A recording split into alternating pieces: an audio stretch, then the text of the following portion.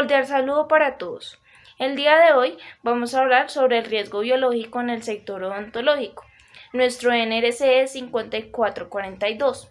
Hacemos parte de Administración y Seguridad y Salud en el Trabajo. Nuestra docente es Xiomara Campo. Mis compañeros son Dayana Caterine Piratova, Flor Ángela Mora, Edwin Vera Vera, Mónica Alexandra Leguízamo y quien les habla, Laura Camila Guerrero Cruz. Riesgo biológico en odontología.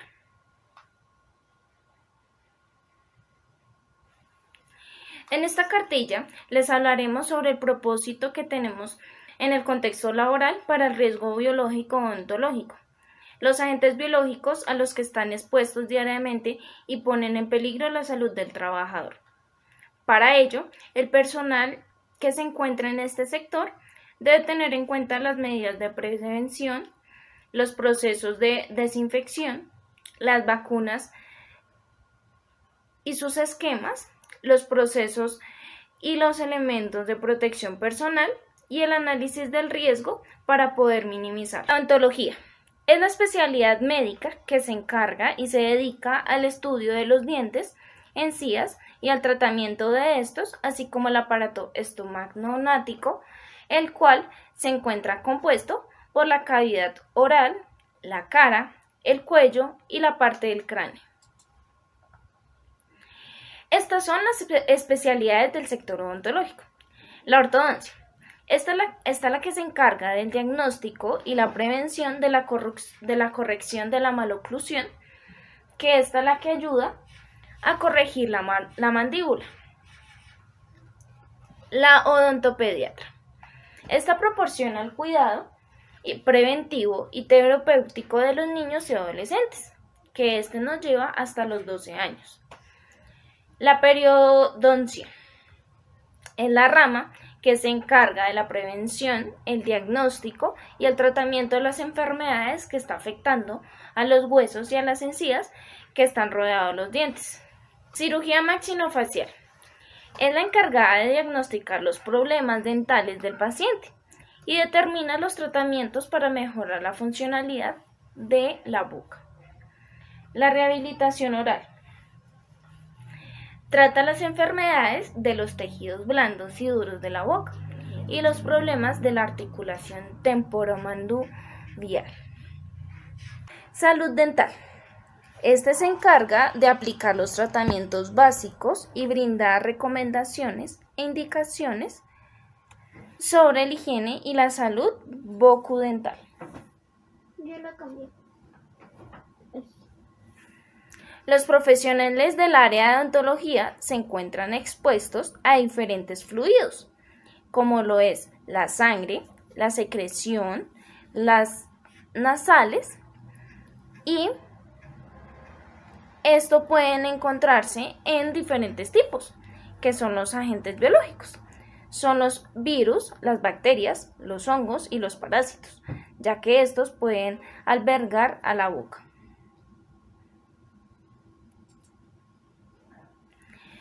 Las principales fuentes en donde se encuentran los agentes biológicos. Principales fuentes donde se encuentran los agentes biológicos en el sector odontológico. Los agentes biológicos los podemos encontrar en el pavimento, las superficies, el dióxido de carbono y el agua, H2O.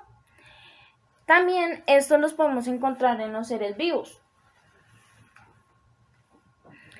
En una clínica odontológica los encontramos en pacientes, en el personal que interviene al paciente, los instrumentos de intervención, el mismo paciente también es una fuente, el piso, las sábanas, el agua y las camillas. ¿Qué puede pasar? Eso es lo que nos preguntamos todos nosotros. En la odontología, en el trabajo intraoral, como en la ortodoncia, que este es un proceso que se encarga de extraer un diente del paciente.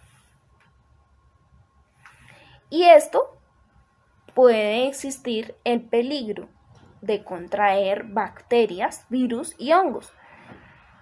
Por ello, puede suceder el riesgo de contraer alguno de estos agentes biológicos. ¿Cómo puede pasar? Actividades intraorales como la tartectomía, la exodoncia, la profilaxis o por la intervención de absceso, que es la acumulación de pus generada por la infección de estas intervenciones. Los tipos de agentes biológicos que hemos encontrado en el sector biológico se los vamos a mencionar a continuación.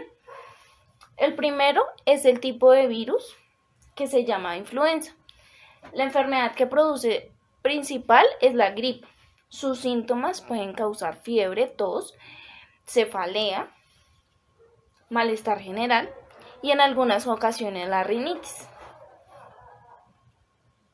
Nuestro segundo agente son los hongos. Su nombre es Candidiasis albicans. La vía de ingreso es dérmica y parental, de forma respiratoria o digestiva. La enfermedad que produce es la cándida superficialis, que sus síntomas pueden ser sarpullido escamoso, sarpullido rojo, la picazón en la piel, picazón o secreción vaginal, las manchas en la boca. En algunas ocasiones son las uñas se convierten de forma quebradiza o duras. Nuestro tercer agente son las bacterias. Su nombre es Peptotetrococcus. En su vía de acceso es de forma digestiva, de forma oral. Las ingresamos por nuestra comida o por cualquier cosa que acerquemos a nuestra boca. La enfermedad que produce es el acceso parietal, que es puede causar inflamación, fiebre y pus en la forma bucal.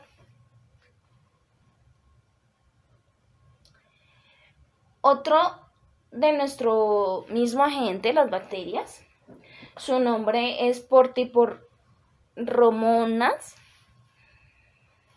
Su vía de acceso es de forma oral, como ya antes les mencioné, de forma de nuestros alimentos, acciones que realicemos con nuestra boca. La enfermedad que produce es la parodontosis, que puede ocasionar un mal olor y la mala movilidad de la boca.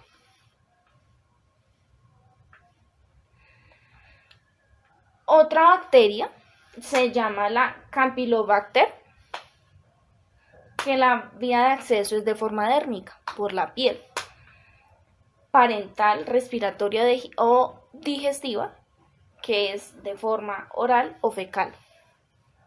La enfermedad que produce es la gingivitis, que es sangrado, mal olor, la inflamación en las encías.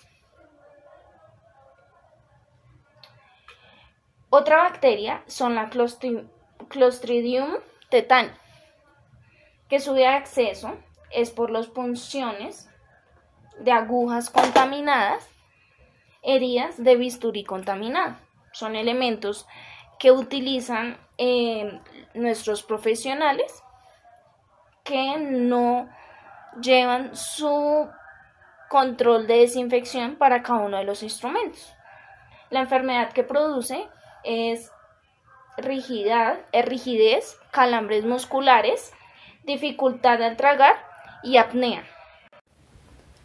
Cordial saludo, mi nombre es Ángela Mora. El día de hoy les voy a hablar sobre la identificación y análisis del riesgo biológico.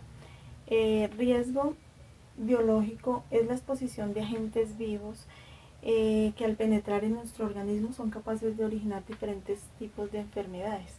Estas enfermedades son el herpes simple, tipo 2, el VIH, la hepatitis B o C, virus, bacterias y otros tipos de hongos. Estas actividades laborales se pueden transmitir por vía respiratoria, por vía digestiva, también sanguínea, por la piel, por las mucosas. Este se puede presentar cuando se generan cortaduras, cuando se generan pinchazos, salpicaduras de sangre, la sangre que viene con el pus y que son provenientes de la cavidad bucal de los pacientes.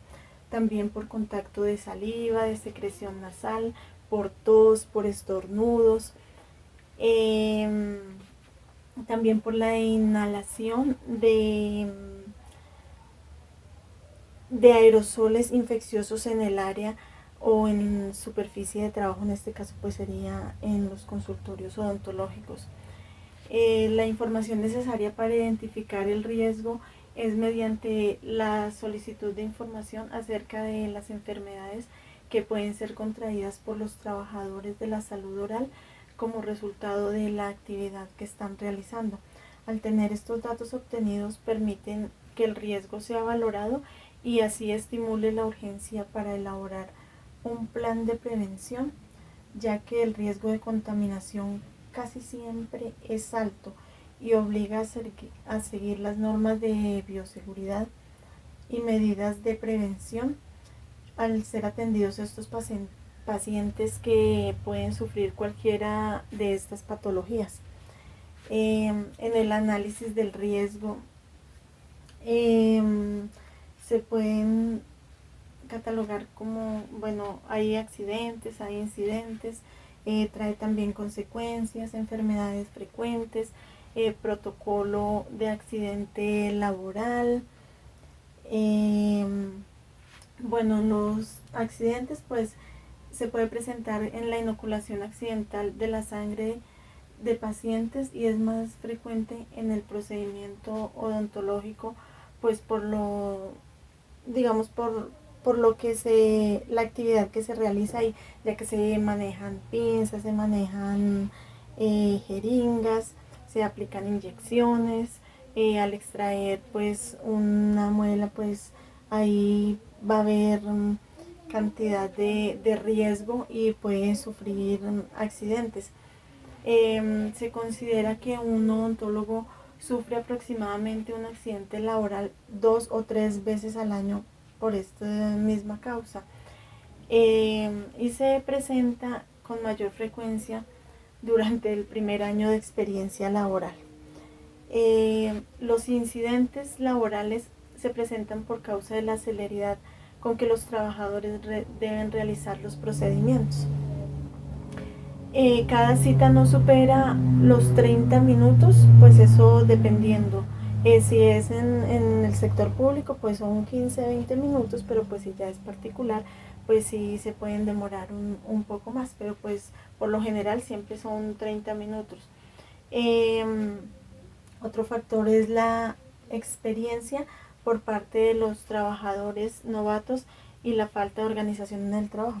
Pues esto quiere decir que si un odontólogo tiene experiencia, pues el riesgo de accidentalidad es menos frecuente, mientras que pues el que está realizando las prácticas pues tiene la posibilidad de que pueda sufrir algún accidente por falta de experiencias.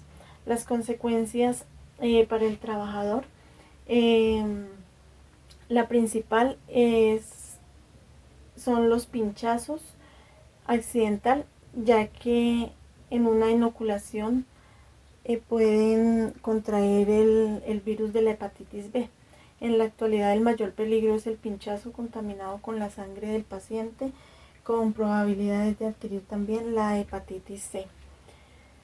Pues las enfermedades más frecuentes infecciosas son las que ya había mencionado, que es el herpes, la hepatitis B o C, el virus, bacterias, hongos, el VIH, también infecciones víricas del tracto respiratorio superiores y la tuberculosis. Los protocolos de accidente laboral se puede decir que son la exposición en piel no intacta, lavar abundantemente con solución salina y aplicar antisépticos. También otro es la exposición cutánea, y cuando sucede esto pues se debe lavar inmediatamente el área expuesta con abundante agua y jabón.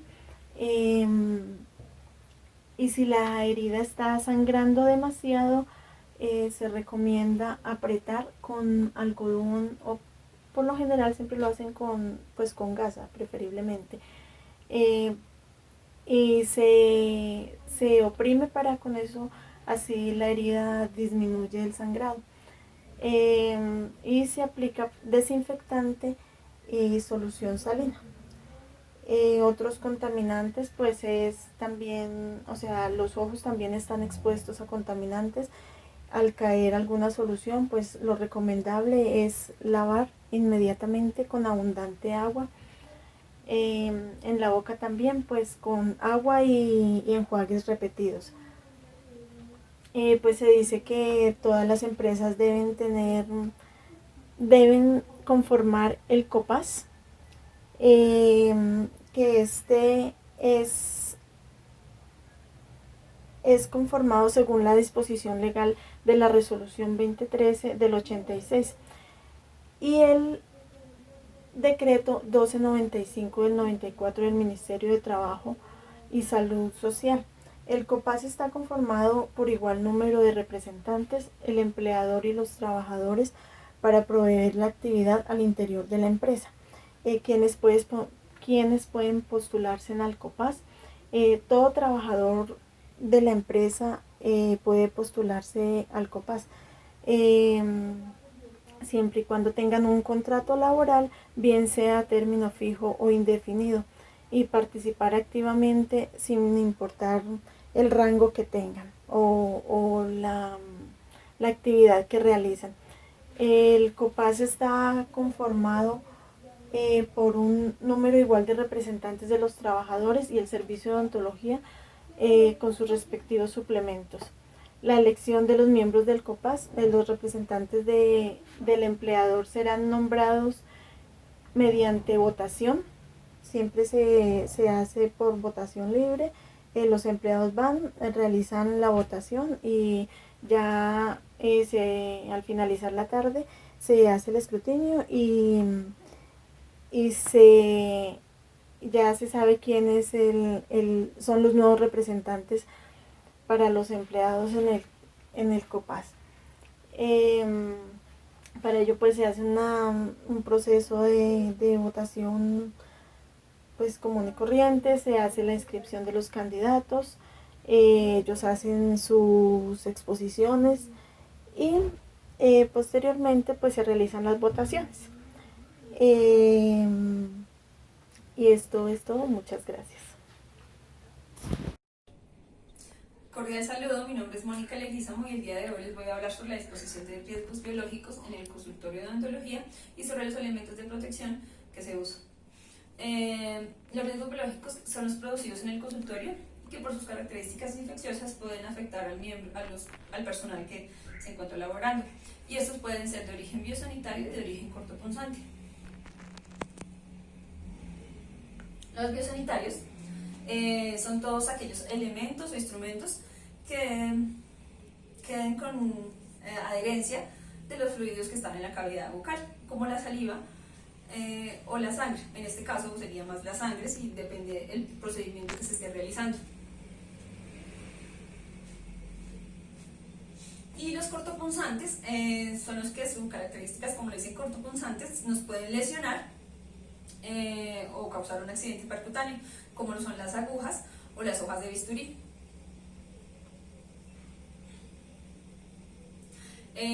Bueno, los biosanitarios van a las bolsas rojas, y estas las características de las bolsas son bolsas desechables, y estas bolsas deben de ser de un material de plástico o de polipropileno, debe ser de un calibre de más o menos de 2 milímetros, soportar un peso más o menos de 20 kilogramos y deben de ser resistentes a temperaturas de autoclaves.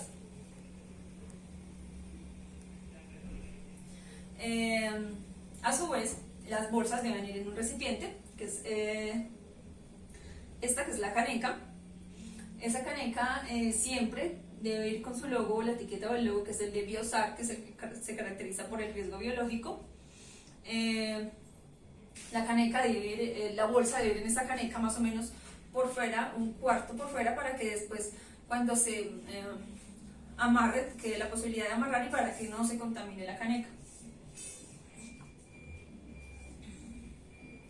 Este es el guardián, que también va con su respectivo logo de Biosar, donde se inserta, donde se colocan los elementos cortopunzantes. Tiene una boquillita pequeña para que se depositen aquí, y una boquilla específica para que se elimine la aguja de la jeringa.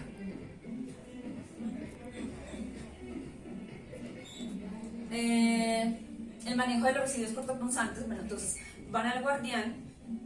Del guardián, este guardián debe durar más o menos en el servicio, o sea, se especifica que se debe llenar hasta las 3/4 partes o 2 meses, lo que pase primero. O sea, si se llenan 3/4 partes o si da 2 meses y no se ha llenado, igual se debe retirar del servicio. Se debe cerrar la tapa, la tapita pequeña, se cierra y se coloca hermético. ¿Cómo? Se coloca con esparadrapo alrededor para que quede bien adherido y hermético la tapa con la base. Luego se entrega a la ruta sanitaria, quien a su posterior los depositan en bolsas rojas con su respectivo etiquetado. El manejo de los residuos biosanitarios, entonces está la bolsa con sus elementos biosanitarios. Se debe recolectar dependiendo del área, se marca, quien lo recolecta tiene que rotularlo de qué área fue. Se debe amarrar la bolsa, entonces con un nudo o con un lacito, se rotula y se envía al almacenamiento.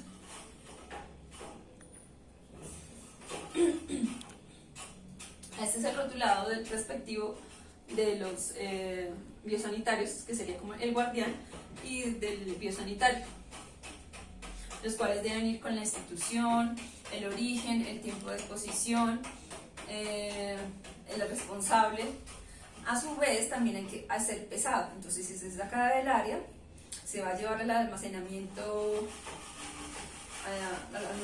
medio, se debe hacer un pesaje para así llevar al almacenamiento para traslado.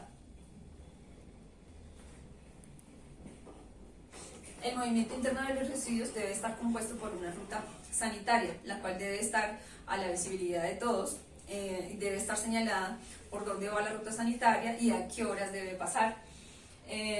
Siempre se debe aplicar un protocolo de limpieza y de desinfección de los recipientes cada vez que se realiza esto.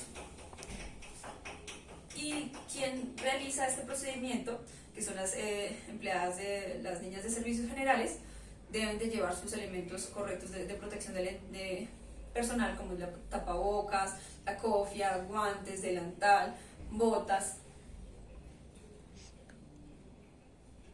El almacenamiento de estos residuos se realiza en un cuarto, el cual debe ser lavable completamente, entonces por ende sus techos, sus paredes y sus pisos se deben de ser lavables, deben de tener medidas preventivas, contenedores, ventilación, extinguidores, y es un área restringida.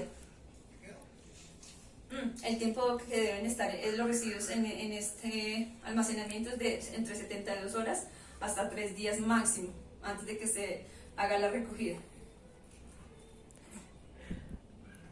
Entonces, el tratamiento de la exposición de estos residuos está a cargo de Ecocapital, la empresa que se encarga de hacer la respectiva eliminación de los residuos.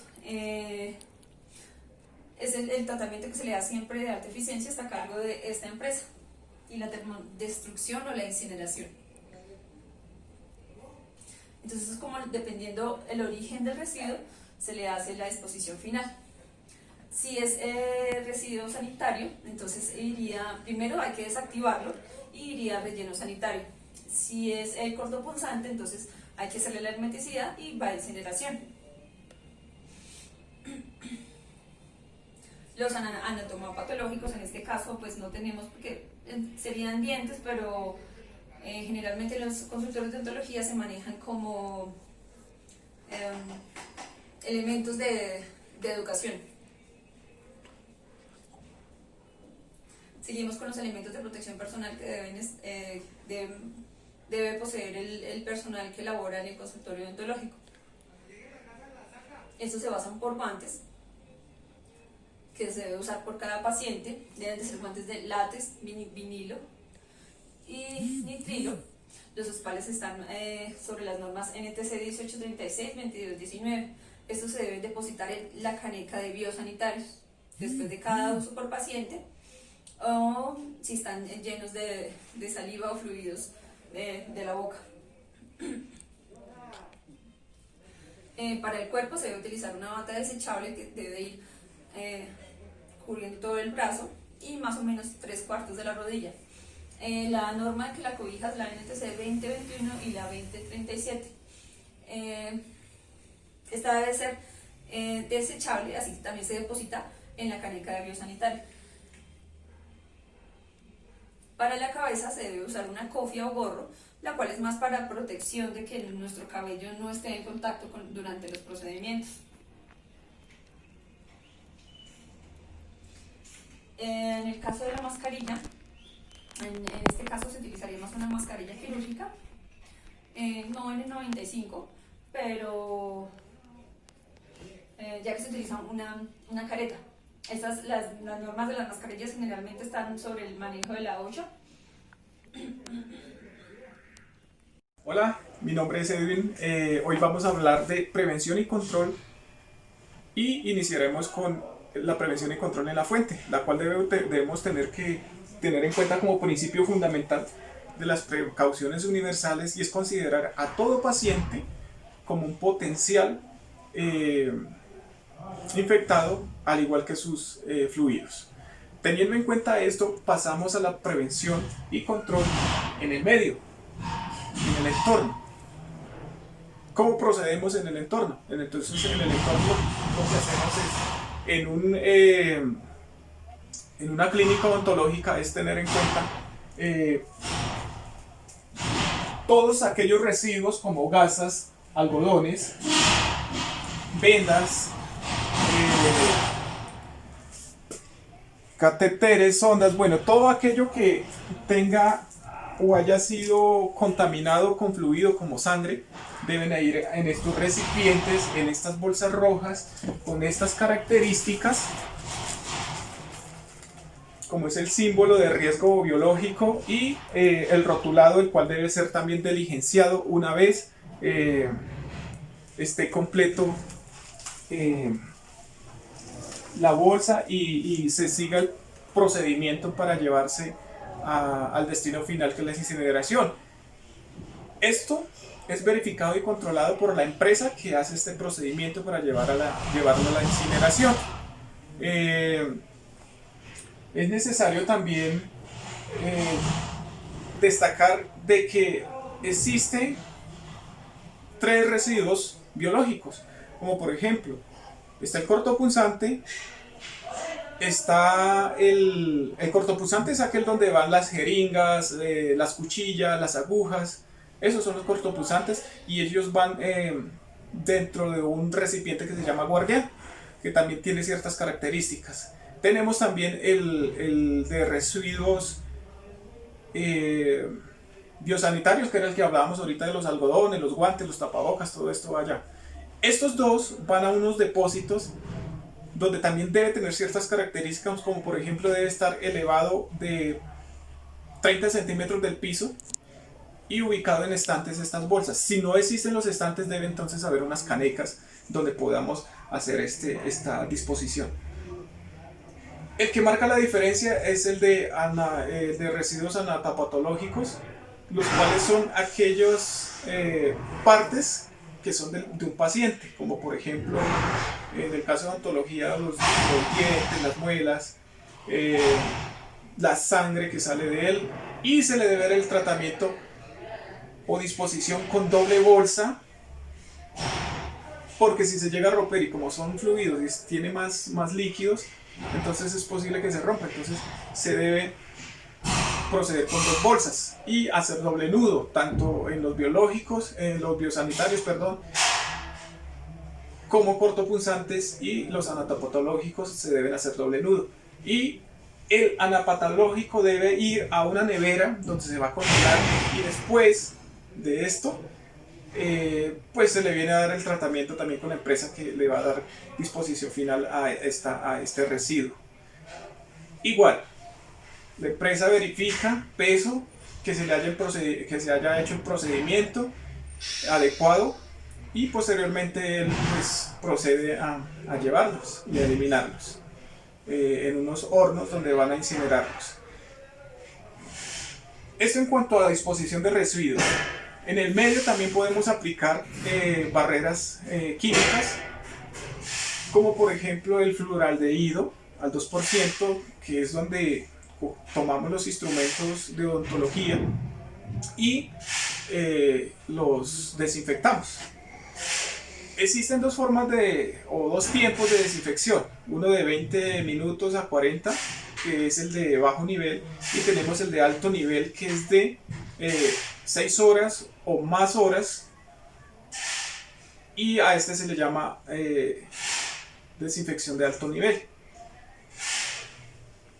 Seguido a esto tenemos un autoclave, debe haber un autoclave donde se llevan estos instrumentos, y lo que se hace es a unos grados de 120 grados podemos hablar ya de esterilización. En ese momento podemos hablar de esterilización, para que se haga pues el protocolo, el paso a paso de una limpieza, esterilización, desinfección y esterilización completa. Y en los demás equipos, como superficies, ventanas, las sillas de los pacientes, utilizamos el alcohol al 5%, el alcohol al 1%, el 5% es para desinfectar instrumentalización, y también tenemos el hipoclorito de sodio al 2%. No, perdón, no recuerdo cuál es el del hipoclorito de sodio. Pero bueno, sé que el hipoclorito de sodio se aplica a las superficies del 1%. Entonces, hecho esto, procedemos entonces a las medidas de prevención y control en el individuo. En este caso, el auxiliar de odontología, el especialista de odontología, donde vamos a mirar que esta persona tenga sus elementos de protección personal, y obviamente que cumpla con las normas internacionales, como son NIOSH, ANSI y OSHA, los cuales ellos verifican el paso a paso del protocolo de aquellos elementos de protección y que cumplan con la protección del cuerpo del trabajador. También tenemos exámenes médicos, tenemos que verificar que los trabajadores tengan las vacunas para que generen anticuerpos en su persona. Y ¿qué más hablaríamos para control? Bueno, es de resaltar que todo lo que he dicho no son inventos. Esto está respaldado, sustentado con normas. En este caso hablemos del decreto 351 de 2014, que nos habla del almacenamiento y tratamiento de la disposición de residuos y material contaminado.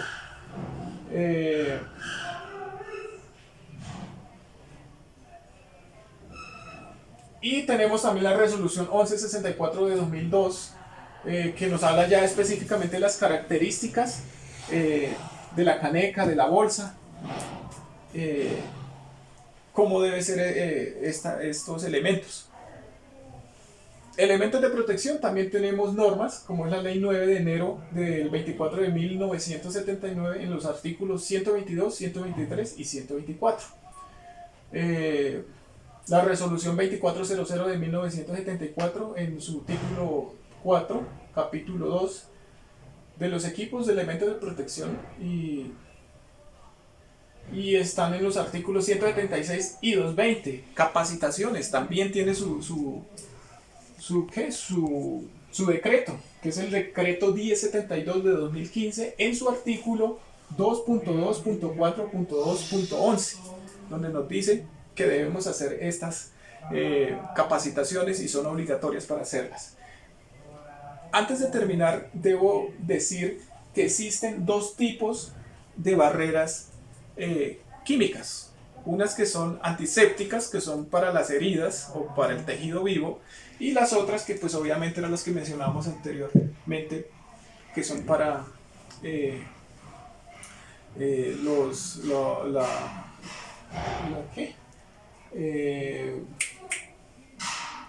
que sirven para aplicar en el medio. Disculpe. Bueno, eso es lo que queríamos hablar de prevención y control. Muchas gracias. Continuando con la exposición de la cartilla, ahora hablaremos sobre esquema de vacunación que se debe cumplir un odontólogo. Se debe tener en cuenta que las vacunas son productos biológicos cuyo fin es estimular el sistema inmune generando una respuesta y una memoria inmunológica. Se debe tener en cuenta que las vacunas son medicamentos biológicos que aplicados a personas sanas provocan la generación de anticuerpos que actúan protegiendo ante futuros contactos con los agentes infecciosos contra los que nos vacunamos, evitando las infecciones o la enfermedad. Las vacunas constituyen una de las medidas sanitarias que mayor beneficio tienen.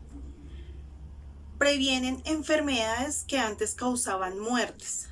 Las vacunas benefician tanto a las personas vacunadas como a las personas no vacunadas y susceptibles que tienen en su entorno. Con base en la investigación realizada por el equipo de trabajo, se pudo observar que el esquema de vacunación de los trabajadores de una clínica odontológica es la influenza, doble bacteriana, neumocócica, hepatitis B, sarampión, varicela y fiebre tifoidea.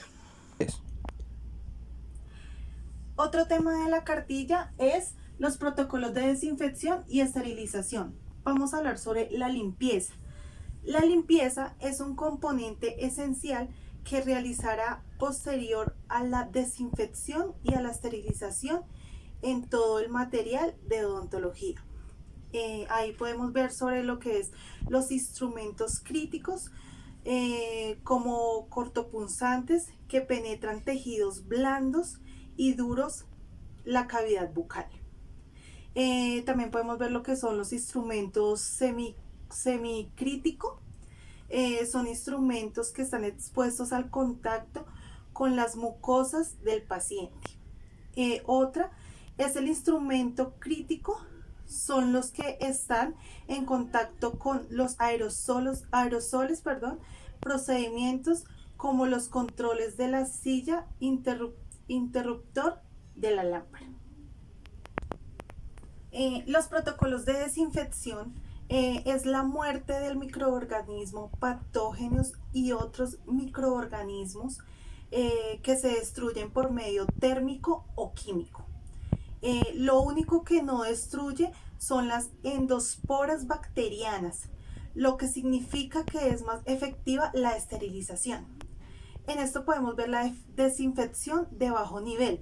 No elimina como tal el virus, las bacterias, las esporas resistentes ni al Mycobacterium tuberculosis. La desinfección de bajo nivel elimina Mycobacterium tuberculosis, pero no las esporas resistentes. En la desinfección de alto nivel elimina Mycobacterium tuberculosis, virus, hongos y algunas esporas resistentes. Otro protocolo es la barrera química desinfectante. Entonces podemos observar la glutaraldehído, que está al 2% para instrumentos metálicos, para bajo nivel entre 20 y 40 minutos. También está el glutaraldehído, 6 horas mínimo, para alto nivel de desinfección, hipoclorito de sodio al 0.5%, instrumentos. El hipoclorito de sodio a 0.1% se puede utilizar en las superficies, en lo que son paredes y ventanas. La esterilización. En la esterilización es el proceso en el cual se destruye todas las formas de microorganismos, así como las bacterias, las esporas, los virus, los parásitos y los hongos, que se encuentran y pueden encontrar presente en los objetos o equipos odontológicos usados durante un procedimiento. Podemos ver también lo que son los físicos y los químicos en la esterilización. En los físicos podemos ver calor seco, calor húmedo, radiaciones ionizantes y radiaciones no ionizantes. En los químicos se puede ver lo que es óxido de etileno, ácido piracético, soluciones químicas y peróxido de hidrógeno. La esterilización por calor húmedo se produce mediante la presión conseguida con el vapor por unos dispositivos llamados autoclave.